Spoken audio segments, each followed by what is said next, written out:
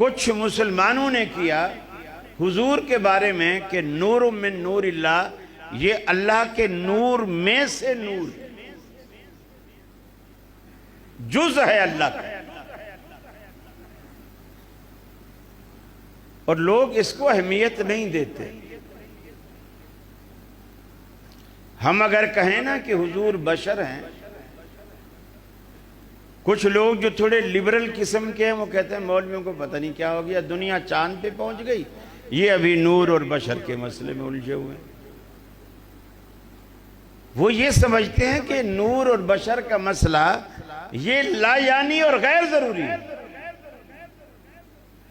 ये इतना अहम है कि मिसाल के तौर पर मैंने कहा कि ये रसूल तो है लेकिन बशर नहीं। कुफारे मक्का ने कहा ये रसूल बशर है इसलिए रसूल नहीं हो सकता। उन्होंने कहा ये बशर है इसलिए रसूल नहीं हो सकता। आज मुसलमानों ने कहा ये चूंकि रसूल है इसलिए बशर नहीं हो सकता।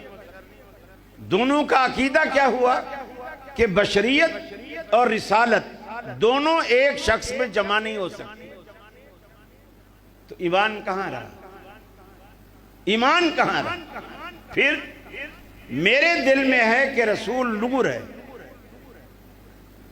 अल्लाह ने जिस शख्स को रसूल बनाकर भेजा वो इंसानों में से है, वो बशर है।